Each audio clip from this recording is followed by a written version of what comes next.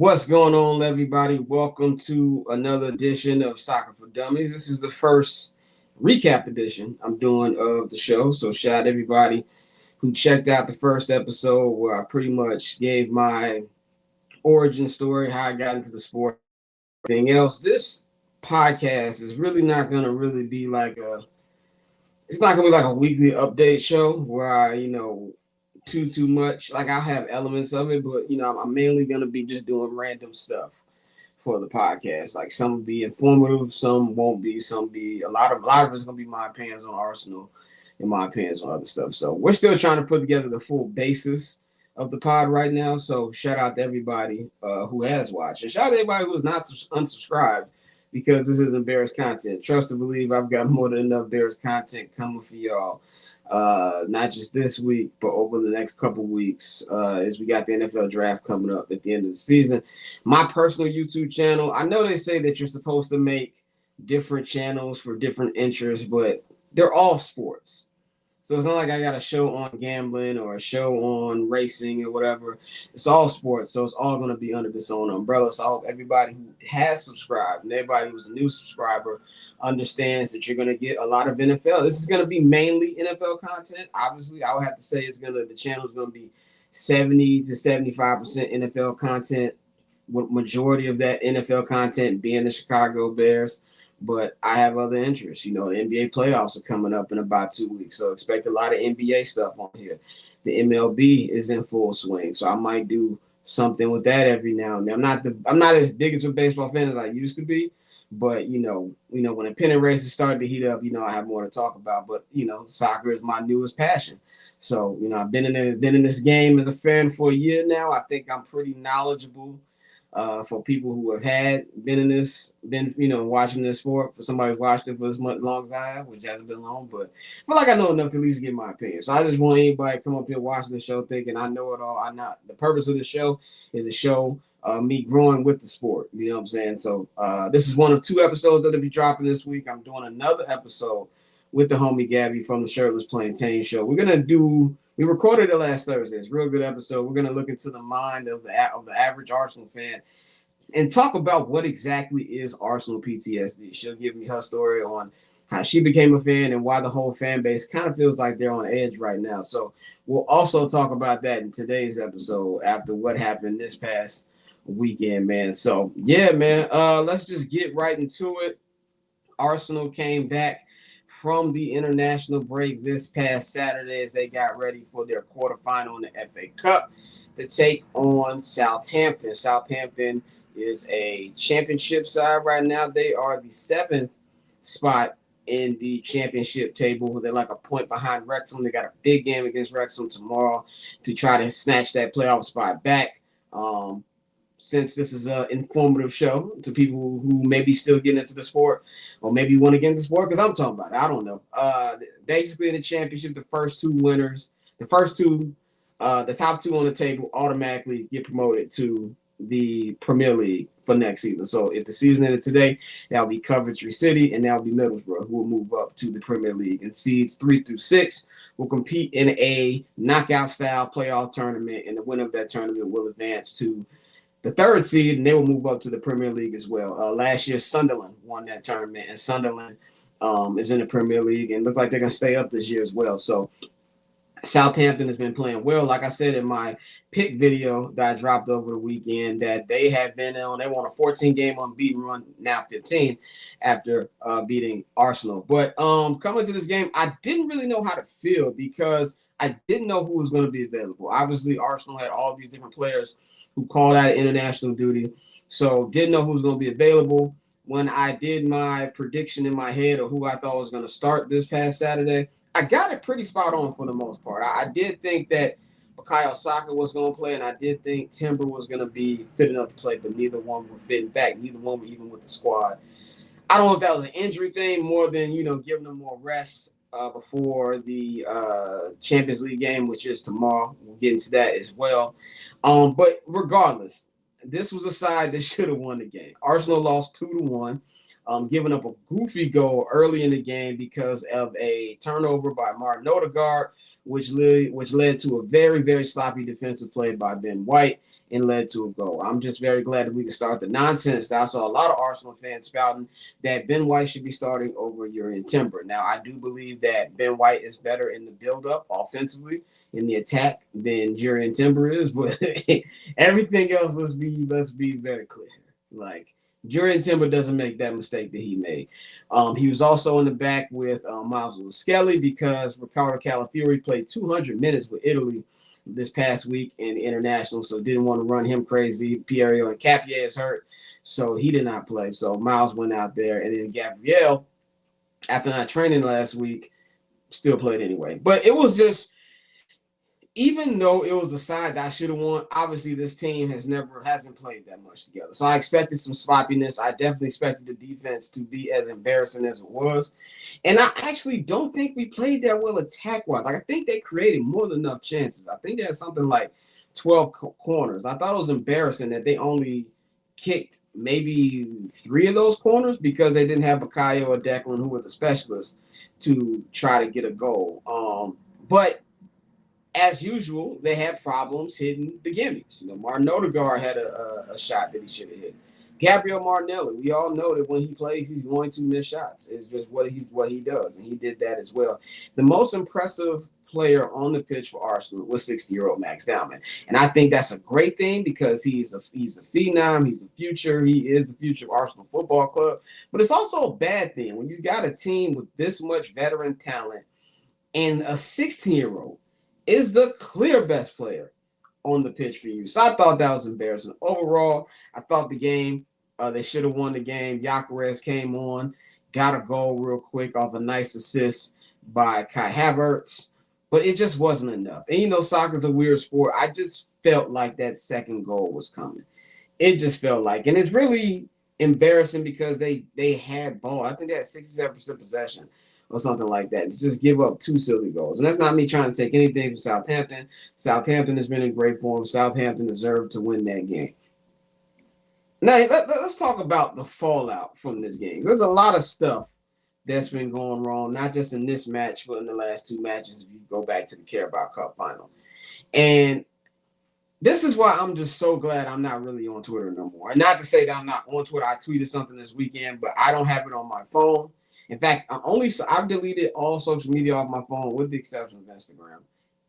Some people don't like Instagram. I love Instagram. I just love watching reels. I'll be sitting up on my phone watching reels for 2-3 hours sometimes because it's just hilarious. But I deleted all the other social media on my phone just because I'm tired of doom scrolling and just getting instant access to people's thoughts as quickly.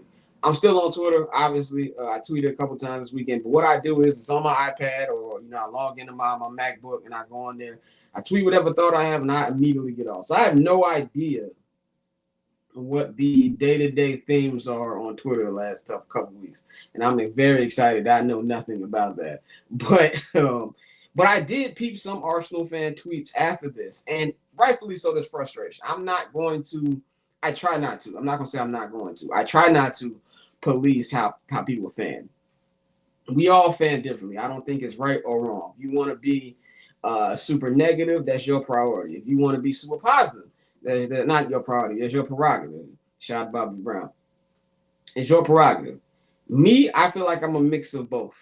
I can crash out when I need to crash out. I usually will crash out immediately after the game. That's why even when we do stuff like 79th and Hallis, my instant reaction, whether on Twitter or on my post-game on-field video, is very different than when we do the podcast 2 days later because I have time to think about it. I think what I see from this fan base and being in this fan base for a year, and we talked about this on, another episode of Soccer for Dummies is going to drop this week, is I've never seen a fan that it just looks like they're not having fun in a potential championship season.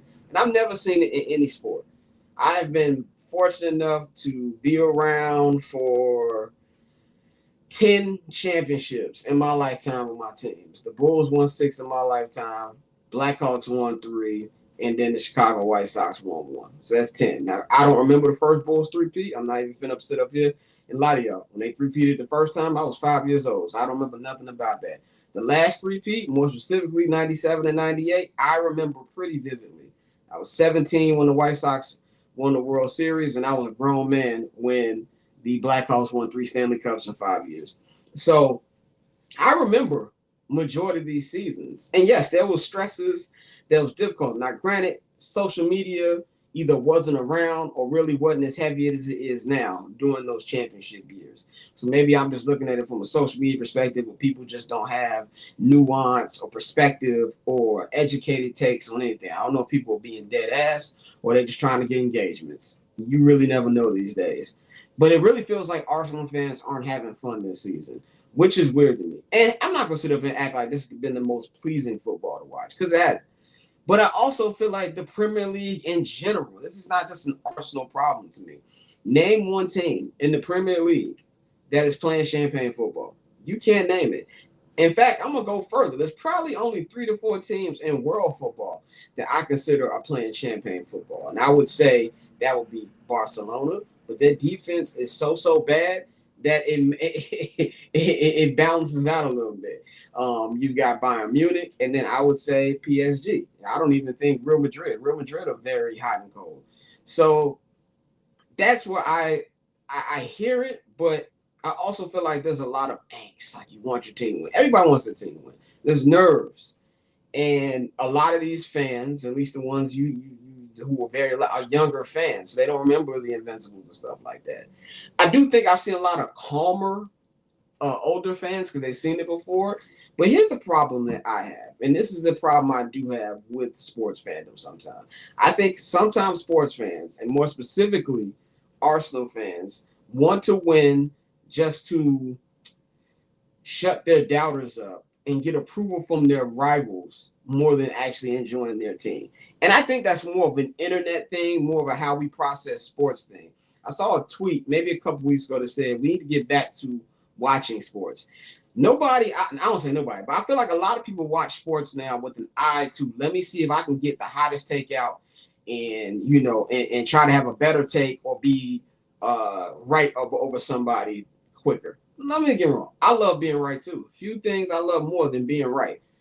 But sports is supposed to be fun. You're supposed to enjoy it. Now, am I nervous? I wouldn't I'm nervous. I wouldn't say I'm worried about where Arsenal are at right now. I would say I'm concerned.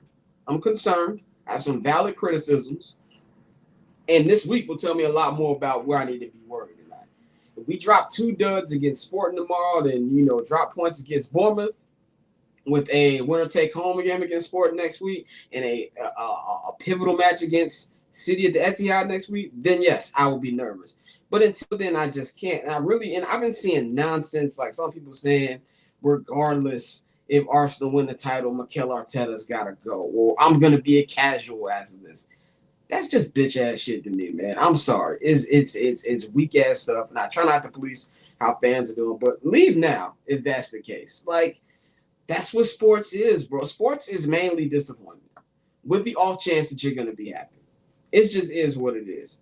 If you've been an Arsenal fan, let's just say you're in your 20s or you're 30 at the most, and you don't remember the Invincibles. And Arsenal has been a laughing stock or mediocre for majority of your lifetime, right? So this is how I fan. You ain't got a fan like how I fan, but this is how I fan. This is how I get over losses. Now, I do have the privilege of working in sports media, and so I sometimes look at sports and the teams that I root for with more of a sports media eye and a job eye more than the fan eye. And it's a mix sometimes. I dealt with a lot with that with the Bears this year. But you got to tell yourself, one, what I always do, I tell myself what Phil Jackson told the Bulls in 1998 before Game 7 against the Pacers. You could lose this game. Think about that. You could lose this game and accept that. And then switch about the next possibility. How am I going to feel if we win? That's you. That's how I am. I know a lot of people don't handle that. I know a lot of people like to just complain and they doom so then they can, I'm not disappointed. Which I also think is a load of crap because you're still going to be disappointed. Even with the way that I just described it, that don't mean I'm not upset when my team loses. I just feel like I can digest it a little more. And I'm not going to try to give a cop-out or anything like that for Arsenal. They lost out of 2 cup competitions, whatever. But I do think there's some good here. The good being there's no more life vests. There's no more safe landing. One of my fears I did have, concerns I have, was like, I don't want Arsenal to miss out on the Premier League or miss out on the Champions League, but then you win the FA Cup or the Carabao Cup, and you go, oh, we still want a trophy. That's not what you're playing for. That's little club stuff. Like Newcastle can go throw a parade for winning the Carabao Cup because they're Newcastle. They're not a big club. Spurs can go out there and throw a parade for Europa League. No matter what they tell you, they're not a big club. I don't care about how much money they're getting for that stadium. Their standards are not of the standards of a Arsenal, of a Manchester City, of a Chelsea, of a United, of a Liverpool. They don't have those same standards. They got Everton standards. It's just being real here. And I know if you're a Spurs fan and you watch this, you're upset. I don't care. It's facts. That's different. You can throw parades for that. Arsenal's not going to throw a parade for a Carabao Cup. Chelsea's not going to throw a parade because you see where I'm going with this. So I do believe that safety device is gone. Now you're only in two competitions, the two most important competitions. Now I personally feel, this is just my opinion. I know a lot of people disagree with it. Some people I think the Champions League is a more prestigious trophy than Premier League. That's just me. But because of the position that Arsenal in right now, with the 9-point lead, with 7 games left, and the margin for error is much bigger than City's, they have to win that. Like, I even feel like even if they bottled the Premier League, still found a way to win the Champions League. Like, yeah, you're happy, you're successful, it's a great season. Nobody's going to really care in the grand scheme of things. But you'll be lying to yourself if you don't think you'll be a tad disappointed just because how the Premier League went out. At the end of the day, the season was always about the Premier League. And that's what it's about. So that's not cope, that's true. If you close out this Premier League, I'd like to do magic numbers. I'd like to take that from baseball. 16 points is the magic number.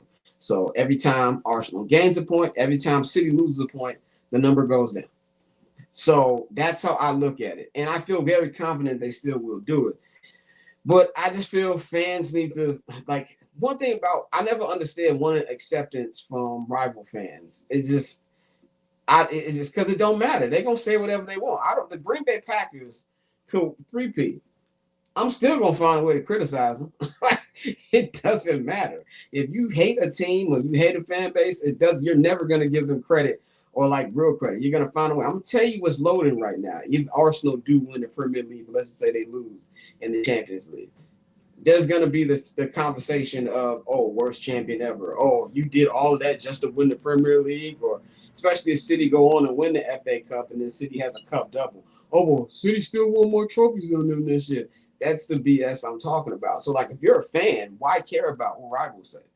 Now, I also feel like a lot of these people are teenagers, and a lot of it is also for engagements. I'm not new to the game. I know the game. I don't like the game, but I respect the game.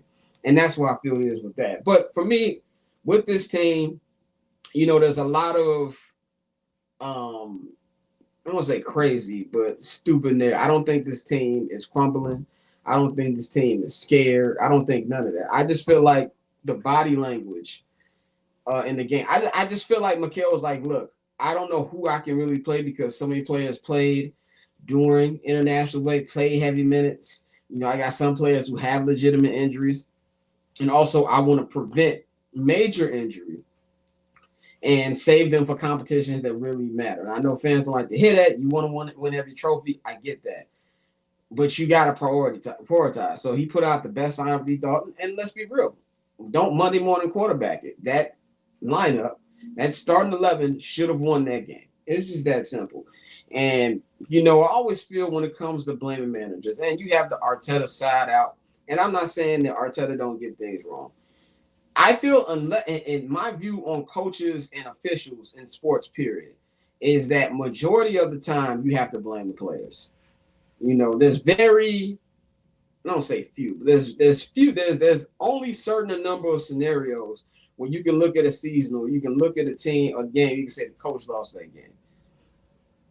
You have your thing, like the Bears, like Eberflus was so bad, you obviously needed a change. There's things like that. But Mikel Arteta, I feel like a lot of people, he doesn't allow them to be creative and to be open. I don't buy any of that. I just feel the technical ability of the attackers that we have on this team just on elite. And that's what my concerns are. And that's why I do feel that when this is all said and done, that we're just going to win the Premier League. I don't know if we have the individual quality to win the Champions League. Now, I wouldn't be surprised if they did. I just would not bet on it. That's just my opinion. And I think that's got to be fixed in the summer. That's not going to be fixed in the next 8 weeks. It's just not. This is who the team is. So they need to get back to the basics. And what are their basics? Their basics are controlling the football and also playing great defense and finding a way to score. They got to get back to playing great defense. They got to get back to playing the defense that was playing in October or November, where people weren't even getting shots on target. You know what I'm saying? Where it was, there was one part I watched a highlight of the Sunderland game from November a couple of days ago, and we had went 6 weeks without somebody scoring on us. Like, they got to get back to that.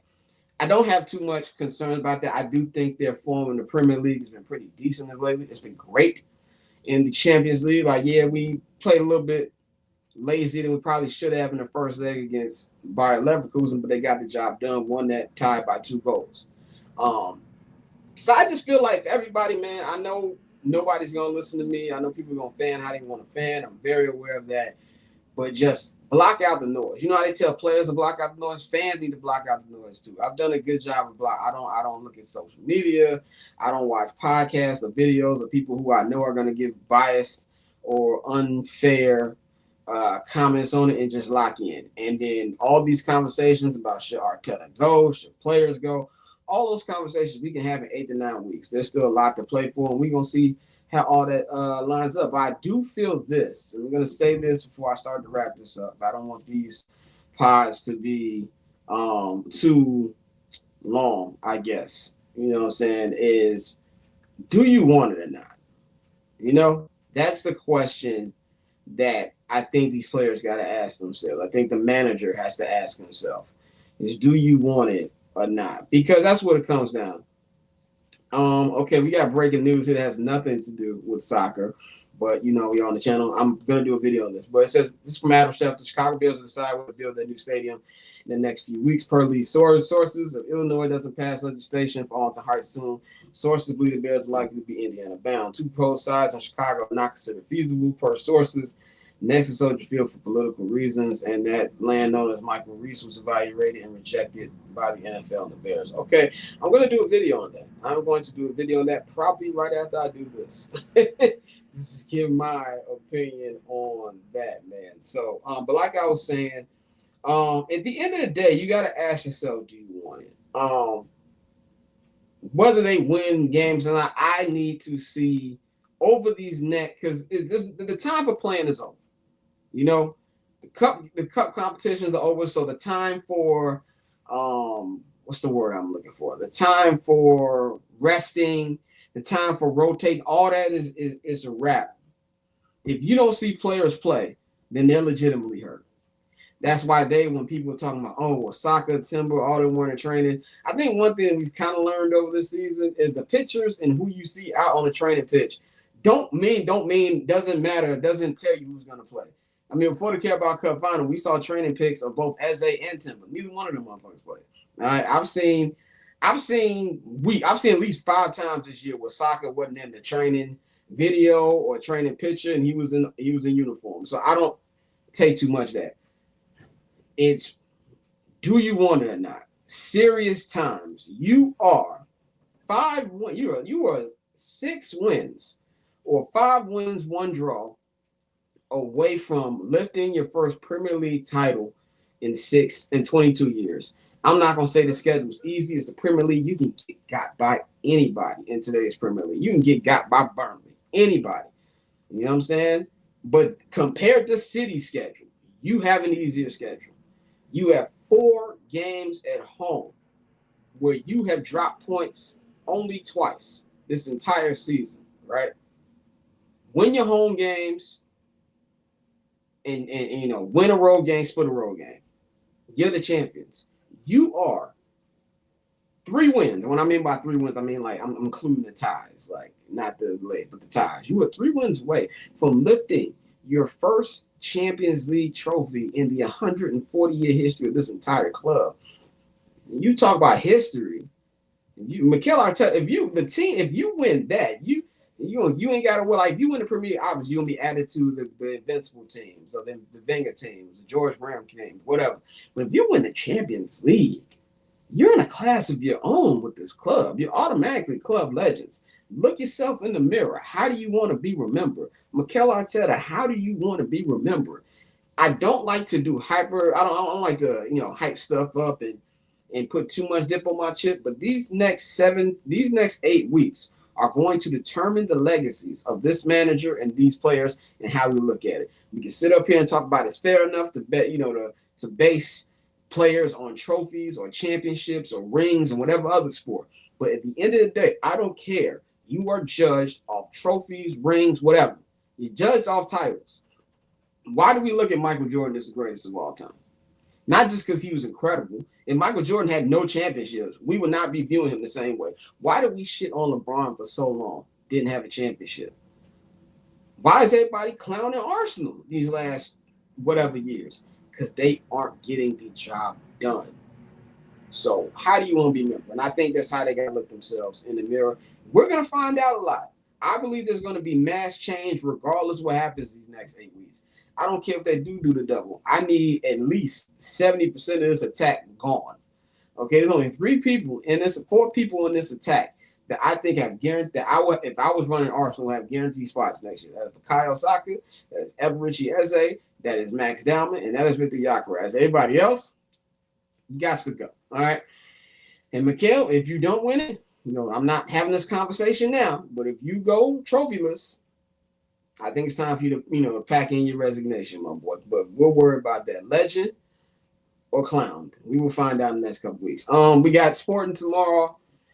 First leg, we've got Bournemouth at the crib on Saturday. Very early game. If you're in the States, 6:30, 7:30, depending on where, 4:30, depending on where you are in the world. Here, 6:30. So I got to wake up early for that. I think they're going to win both games. And I do believe you're going to see a step-up performance. That's why I think it's going to happen, man. So that is all I got for y'all in this edition of Soccer for Dummies. I will have another episode dropping this week with the homie Gabby from Shirley's Plantain Show. We'll take a deeper dive into the mind of an Arsenal fan this week. And, yeah, man, check that out. And I will holler at y'all when I holler at y'all. Subscribe to the channel. Like, leave a comment. If you already subscribed, to your friends to subscribe. I'll holler at y'all.